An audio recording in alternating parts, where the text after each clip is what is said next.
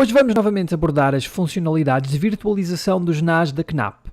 Já anteriormente, em links que podem encontrar na descrição deste vídeo, explicámos como funciona a app Virtualization Station 3 e além disso mostramos também como migrar um servidor físico para um NAS. Neste vídeo vamos voltar ao Virtualization Station 3 e ver como pode ser usado para instalar o novo Windows 11, bem como quais as definições a escolher de forma a que seja o mais otimizado possível. Não vamos perder muito tempo com a instalação do Virtualization Station 3, até porque já fizemos um vídeo sobre isso que podem encontrar aqui no canal. No entanto, vale a pena revisitarmos esta aplicação para mostrar como pode suportar o Windows 11. Para isso, fizemos previamente o download de um ISO a partir do website da Microsoft e descarregámos o sistema operativo para o nosso computador, tendo depois copiado o ficheiro ISO para uma pasta no NAS. Contudo, podemos também descarregar diretamente máquinas virtuais Windows a partir da interface da aplicação. Estas são máquinas completas, ou seja, não precisam de ser instaladas como os ISOs, basta executá-las. São VMs válidas por 90 dias que oferecem diferentes versões do Windows, com também diferentes browsers da Microsoft e que se usam sobretudo para testes de compatibilidade de websites. O processo de instalação do Windows 11 não é diferente daquele que faríamos com o Windows 10. Este suporte para a nova versão é possível porque o Virtualization Station 3 é agora capaz de emular o chip TPM 2.0 que a Microsoft definiu como um dos requisitos de hardware essenciais para o Windows 11 e sem o qual não é possível instalar o sistema operativo. O suporte para TPM 2.0 está habilitado por default, mas podem confirmar no menu Configuração Outros. Depois, devemos ajustar as definições da máquina virtual consoante as capacidades do nosso NAS, como é o caso da memória a alocar e que irá depender da RAM que temos instalada, bem como o número de núcleos do CPU, uma vez mais, dependente do processador instalado no NAS.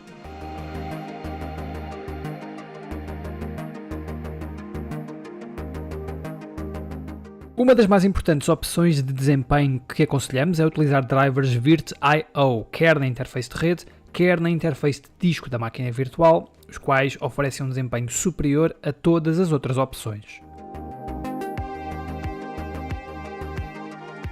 Estas opções encontram-se nos menus Rede e Armazenamento, respectivamente. No menu Armazenamento devemos também aproveitar para otimizar a caixa do disco, escolhendo a opção Force Write Back, que igualmente nos irá oferecer um melhor desempenho.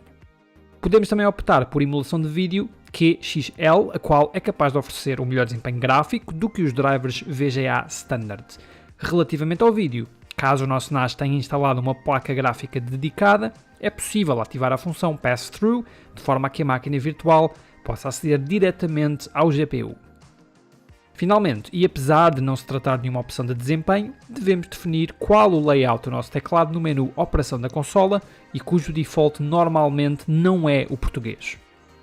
No que diz respeito aos drivers Virt.io, devemos ter atenção que, sendo possível instalá-los para a placa de rede após o Windows estar a correr na máquina virtual, o mesmo não acontece com os drivers de disco. O que se passa é que o Windows não possui suporte nativo Virt.io, pelo que os drivers têm que ser incluídos durante a fase inicial do processo de instalação.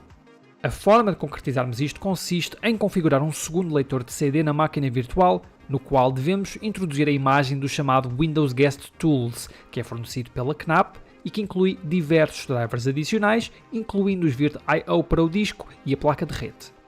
Para tal, basta aceder ao menu CD/DVD do Virtualization Station 3 e clicar em Adicionar dispositivo. Depois, no ecrã principal, com a informação da máquina virtual que estamos a criar, devemos clicar no símbolo do disco óptico e escolher Insira o CD de ferramentas de convidado, ou seja, o Knapp Guest Tools. Vamos então arrancar a máquina virtual pela primeira vez.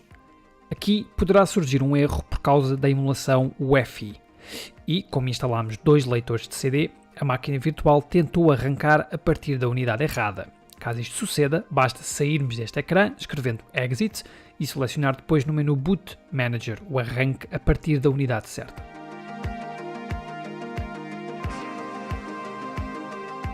A partir daqui vamos ter o processo normal de instalação do Windows que queríamos se estivéssemos a usar uma máquina física. A única diferença é que, quando chegar o momento de instalar o Windows no disco, não irá aparecer qualquer unidade. Isto porque, como vimos no início, escolhemos usar a interface Virt.io e o Windows 11 não inclui esses drivers. Vamos então navegar pelo disco Windows Guest Tools até à subpasta AMD64 da pasta Win10, uma vez que estamos a instalar uma versão de 64 bits do Windows. Caso a máquina virtual fosse para um Windows de 32 bits, a pasta a selecionar seria a x86. Clicando em OK, iremos depois ter perante nós diversos drivers. Basta escolhermos um de cada vez, aqueles que dizem respeito aos drivers virt.io e prosseguir a instalação como faríamos normalmente. Uma vez instalado o Windows 11, e caso queiramos, podemos concluir a instalação dos drivers do Windows Guest Tools. Neste exemplo fizemos isso porque inicialmente escolhemos usar gráficos QXL em vez dos normais VGA.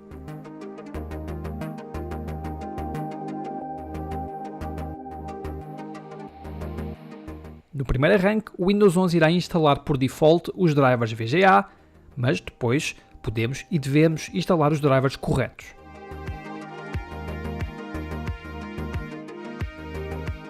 Uma vez encerrado o Windows, podemos então voltar a aceder ao menu principal do Virtualization Station 3 e injetar o conteúdo das duas unidades virtuais que tinham o ISO do Windows e as Guest Tools. Para isso, vamos clicar no símbolo do disco óptico e fazer um clique simples sobre a frase, que nos mostra qual o conteúdo do disco inserido na unidade virtual. Perante o diálogo que surgirá, basta clicar em OK. Uma vez instalada a máquina virtual, vale a pena lembrar que podemos criar diversos utilizadores que nada têm a ver com os utilizadores normais do NAS, a quem é possível fornecer privilégios de acesso para uma ou mais máquinas virtuais e até privilégios diferentes consoante as máquinas instaladas. Basta para tal acedermos ao menu Gestão de Conta e clicar em Criar usuário no canto superior direito da interface. Note como podemos atribuir diferentes privilégios a cada uma das máquinas virtuais instaladas, que podem incluir a pura negação do acesso até privilégios de visualização e de controle total. Uma vez criados os utilizadores e atribuídos os privilégios de acesso, podemos partilhar com esses utilizadores um link para acesso direto às máquinas, desde que o nosso NAS esteja acessível através da internet, claro. Para isso, vamos regressar à interface principal da aplicação e selecionar o ícone de partilha. Note-se como as opções que surgem na caixa de diálogo incluem não apenas a partilha de acesso através do IP local da máquina, mas também do seu IP público e do nome que criamos para facilitar a partilha no serviço MyKnap Cloud. Os links, por uma questão de segurança, podem ter uma duração limitada no tempo, fim do qual expiram. Para criarmos um link temporário, basta selecionar a caixa de verificação, especificar uma data de expiração para links e escolher o último dia a partir do qual o link deixará de funcionar. Note-se que o Virtualization Station 3 pode também ser usado para realizar o backup das diversas máquinas virtuais instaladas no NAS, bastante para isso aceder ao separador Backup e Restauração. Depois, clique em Fazer Backup de VM. O passo seguinte é escolher qual a máquina virtual da qual pretende realizar o backup.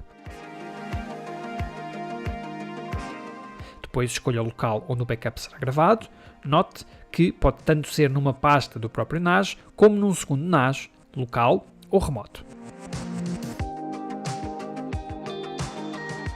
Pode também definir mais do que uma cópia de retenção, ou seja, diferentes versões da mesma máquina virtual. Pode escolher entre 1 e 64 cópias. Termine clicando em Finalizar e escolher se pretende agendar esta tarefa ou executá-la de imediato. O processo inverso é igualmente simples. Basta no mesmo ecrã escolher o ícone de restauro do backup pretendido ou então clicar no canto superior direito no botão Restaurar VM. Neste caso, há um passo adicional que consiste em identificar qual a pasta onde se encontra a máquina virtual a restaurar. Note-se que o processo de restauro pode substituir a máquina virtual a que diz respeito o backup ou, pelo contrário, criar uma nova máquina virtual.